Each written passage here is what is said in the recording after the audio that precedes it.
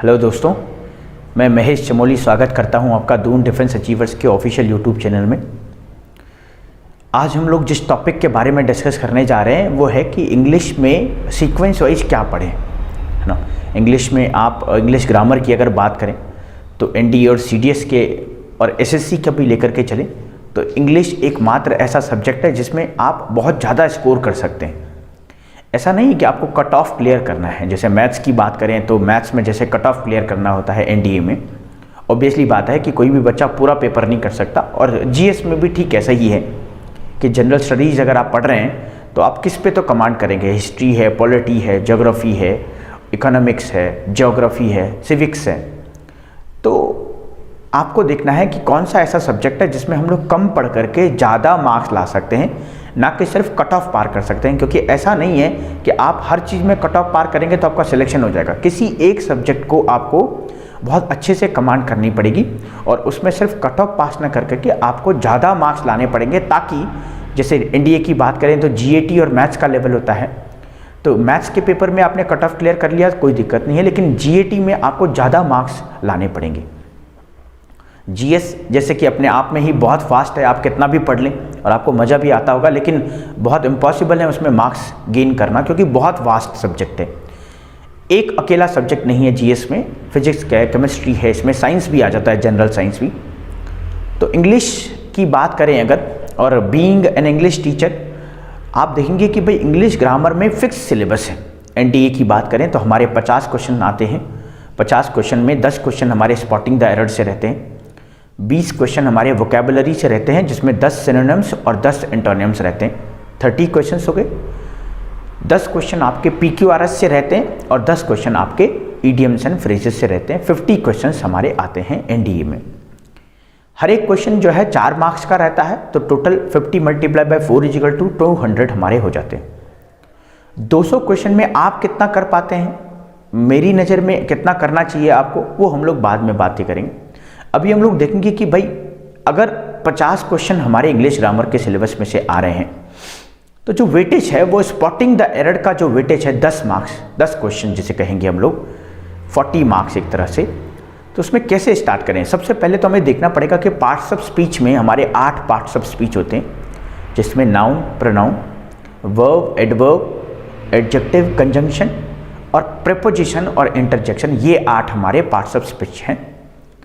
अब इनको किस तरीके से पढ़े, है ना, किस तरीके से पढ़े कि सीक्वेंस वाइज हो जाए, क्योंकि हर चीज़ का एक तरीका होता है करने का। ऐसा नहीं है कि आप बिना तरीके के करेंगे तो काम नहीं होगा, बिल्कुल हो सकता है ना। जैसे गाड़ी चलाना है तो बाइक अगर आपको चलाना है तो उसका एक तरीका है कि जैसे आपको पहले स्टार्ट करना है, स्टार्ट करने के बाद जो है आपको कुछ देर तक जो है खास करके सर्दियों में किक मार करके स्टार्ट करना है और आपको कुछ देर तक छोड़नी होती है बाइक, तो कि ताकि वो दिन भर रात भर की जो ठंडी है ना वो उसको गर्म कर सके, और गर्म करने के बाद गाड़ी जो है बहुत स्मूथ से चलेगी। उसके बाद आप चलाना स्टार्ट करते हैं। लेकिन ऐसा नहीं है कि कोई ऐसा नहीं चलाता होगा तो गाड़ी नहीं चलती होगी। ऐसे भी लोग हैं जो रात को गाड़ी तो रखी हुई है, सुबह सेल्फ स्टार्ट किया और चल पड़े। तो ऐसा नहीं है कि तब नहीं चलेगी, तब भी चलेगी, लेकिन ज़्यादा बढ़िया तरीके से कब चलेगी, जब आप इन प्रोसीजरों को फॉलो करेंगे, या फिर हर एक चीज़ का काम करने का तरीका है उसके तरीके से चलेंगे तो तब ज़्यादा अच्छे से चल पाएंगे। अभी पार्ट्स ऑफ स्पीच की बात करें तो पार्ट्स ऑफ स्पीच में सबसे पहले नाउन, प्रोनाउन है, लेकिन इंग्लिश ग्रामर में सबसे इंपॉर्टेंट चैप्टर मैं समझता हूँ सब्जेक्ट वर्ब एग्रीमेंट है। और सबसे पहले आपको सब्जेक्ट वर्ब एग्रीमेंट पढ़ना पड़ेगा, या पढ़ना चाहिए। उसके क्या रीज़न है इसलिए पढ़ना चाहिए, क्योंकि उसमें 2 चीज़ें हैं जो हमें समझनी है, एक तो सब्जेक्ट और एक वर्ब। सब्जेक्ट और वर्ब 2 ऐसी चीज़ है जिनके बिना कोई भी सेंटेंस कंप्लीट नहीं हो सकता, चाहे आप एडजेक्टिव पढ़ें, चाहे आप कंजंक्शन पढ़ें, चाहे प्रीपोजिशन पढ़ें, और चाहे आप आर्टिकल पढ़ें। कई टीचर्स होते हैं जो सबसे पहले आर्टिकल को पढ़ाते हैं, कई सबसे पहले टेंस को लेते हैं। वो ठीक है, ऐसा नहीं कि बिल्कुल गलत तरीका है, बिल्कुल हो सकता है कि उनके हिसाब से वो तरीका सही हो, लेकिन मेरा ये मानना है कि कोई भी सेंटेंस को अगर आप लिखेंगे तो उस सेंटेंस में सब्जेक्ट और वर्ब का होना बहुत ज़रूरी है। सब्जेक्ट और वर्ब जब रहेगा तभी जाकर के सेंटेंस कंप्लीट होगा। अच्छा, सब्जेक्ट और वर्ब की पहचान भी ज़रूरी है। हो सकता है सब्जेक्ट सिंगुलर लेकिन वर्ब प्लूरल लगा है, हो सकता है वर्ब सिंगुलर लेकिन सब्जेक्ट प्लूरल है। तो अगर पहले ही दिक्कत आ गई और पहले ही हम लोग नहीं जानते तो आगे आप आर्टिकल के बारे में पढ़ रहे हो, चाहे आप टेंस के बारे में पढ़ रहे हो, चाहे आप कंजंक्शन के बारे में पढ़ रहे हो, उतना अच्छे से क्वेश्चन नहीं बना पाएंगे। तो सबसे पहले तो सब्जेक्ट वर्ब एग्रीमेंट, उसका बाद क्या रहेगा, उसके बाद हमारा आता है नाउन और उसके बाद आता है प्रोनाउन। अच्छा, नाउन और प्रोनाउन का रीज़न ये है क्योंकि नाउन और प्रोनाउन ही दो चीज़ें हैं जो सब्जेक्ट बनती हैं। नाउन और प्रोनाउन ही दो चीज़ें हैं जो सब्जेक्ट बनती हैं, और वही हम लोगों ने सब्जेक्ट वर्ब एग्रीमेंट में देखा कि भाई सब्जेक्ट कैसे रहेगा, और उसके बारे में ये भी पढ़ा कि सब्जेक्ट कौन कौन बनते, उन्हीं के बारे में आगे थोड़ा सा डिस्कशन करने के लिए हमने नाउन और प्रोनाउन के बारे में डिस्कस किया। नाउन और प्रोनाउन के बाद हम लोग डिस्कशन करेंगे या चैप्टर पढ़ेंगे वर्ब को। वर्ब, VERB, वर्ब जैसे हम लोग कहते हैं, कई लोग इसको वर्ब कहते हैं। वर्ब में जो आर जो है वो साइलेंट रहता है तो इसका प्रोनाउंसिएशन बनता है वर्ब। लेकिन हम लोग वर्ब क्यों कहते हैं? क्योंकि इसका कोई इंपैक्ट नहीं पड़ता हमारी लाइफ में, या फिर हमारे एग्जाम में नहीं आ रहा, इस वजह से हम लोगों को पता नहीं है कि भाई ये साइलेंट है। जैसे वेडनेसडे में वेंसडे हम लोग कहते हैं तो डी साइलेंट होता है। एडजेक्टिव में जे साइलेंट होता है या डी साइलेंट होता है, उसको एडजेक्टिव कहते हैं, ना कि एडजेक्टिव, उसको कहते हैं एडजेक्टिव। अब नाउन, प्रोनाउन और वर्ब पढ़ने के बाद हम लोग पढ़ सकते हैं एडजेक्टिव के बारे में, फिर हम लोग कंजंक्शन, फिर प्रेपोजिशन। इंटरजेक्शन का हमारे ग्रामर में इतना रोल नहीं है तो हम इसको एलिमिनेट कर सकते हैं। उसके बाद हम लोग पढ़ेंगे टेंस और आर्टिकल के बारे में। अच्छा, टेंस और आर्टिकल दो ऐसे चैप्टर हैं जो हमारे पार्ट्स ऑफ स्पीच के पार्ट नहीं है, लेकिन फिर भी हमारे इससे क्वेश्चन बनते हैं, तो इसलिए हम लोग इंटरजेक्शन को स्किप करके टेंस और आर्टिकल के बारे में पढ़ सकते हैं। तो ये हमारा सीक्वेंस हुआ। सबसे पहले हमारा सब्जेक्ट वर्ब एग्रीमेंट हुआ, क्यों हुआ उसके बारे में हम लोगों ने डिस्कस किया। उसके बाद नाउन और प्रोनाउन है, क्यों है नाउन और प्रोनाउन, उसके बारे में भी डिस्कस किया। फिर हम लोगों ने पढ़ा वर्ब के बारे में, वर्ब के बारे में भी हम लोगों ने डिस्कशन किया। उसके बाद एडजेक्टिव, कंजंक्शन, प्रेपोजिशन, और उसके बाद टेंस और आर्टिकल के बारे में।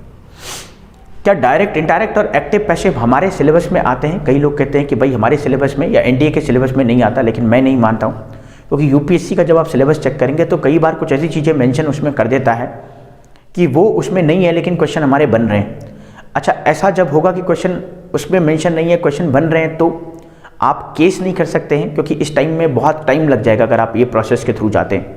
अगर आप यूपीएससी पे केस कर देते हैं कि भाई इंटरजेक्शन या फिर क्वेश्चन टैग जो है पार्ट्स ऑफ स्पीच का पार्ट नहीं है और आपने मेंशन नहीं किया, लेकिन एक क्वेश्चन जो है क्वेश्चन टैग से आया था, तो उसके थ्रू अगर आप जाते हैं, आप केस फाइल करते हैं, तो कुछ भला नहीं होगा। तो इससे बेटर है कि हम लोग क्या करें, सिलेबस से गो थ्रू हो जाए, जो चीज़ें हमारे सिलेबस में उनको पहले से पढ़ ले और उसके बाद आगे पढ़ाई करें। तो ये हमने आज इस वीडियो में जाना कि ग्रामर में ज़्यादा से ज़्यादा मार्क्स कैसे लाएं, और अगर हम ग्रामर की पढ़ाई कर रहे हैं तो किस सीक्वेंस में उसको पढ़ना स्टार्ट करें ताकि हम लोग ज़्यादा से ज़्यादा मार्क्स गेन कर पाए। उसके बाद बात करें कि भाई इडियम्स एंड फ्रेजेस और वोकैबुलरी का क्या, तो ये बहुत ही सिंपल मेथड है इनको याद करने का। आप कहीं से भी कोई प्रिंट आउट ले लीजिए, या फिर हमारे अगर यूट्यूब चैनल पे अगर आप पहले से विजिट करा है या कर रहे हैं अभी या वीडियो देख रहे हैं, तो आप प्लेलिस्ट है वहाँ पे बनी हुई जिसमें हम लोगों ने इंपॉर्टेंट इडियम्स और वोकैबुलरी का वीडियो डाला है, तो आप जाकर के चेक कर सकते हैं। या फिर आप एक रजिस्टर बनाएं, एक नोट बनाएं, उस नोट में क्या करें, उस नोट में लिखें कि भाई वोकैब लिखें, इडियम्स लिखें, और वोकैब इडियम्स लिखने के बाद हर दिन उनको पढ़ें। याद नहीं करना है, याद करना और पढ़ना अलग चीज़ है। याद करने में आपको समय लगेगा, पढ़ने में समय नहीं लगेगा, आपको बस देखना है और आगे चलना है। आप देखेंगे कि 5 से 10 दिन बाद आपको कई सारे वोकैब्स और कई सारे इडियम्स याद हो चुके हैं। तो यही आपको आगे भी फॉलो करते रहना है ना। तो इस वीडियो में हम लोगों ने जाना कि भाई इंग्लिश का ग्रामर में अगर आपको कमांड करना है या अच्छे मार्क्स गेन करने, तो सीक्वेंस वाइज अगर आपको पढ़ना है तो कौन सा चैप्टर पहले और कौन सा चैप्टर सबसे लास्ट में पढ़ना हो। आई होप आपको इस वीडियो में हेल्प मिला हो। आगे भी ऐसी जानकारी हम लोग लेते आए रहेंगे, इसके लिए आपको चैनल को सब्सक्राइब करना पड़ेगा, और जो वीडियो आपको हेल्पफुल लगती है आप उसे शेयर भी कर सकते हैं अपने दोस्तों के साथ, ताकि उसका फ़ायदा आपको तो मिला ही है, किसी और को भी मिले। तब तक के लिए जय हिंद।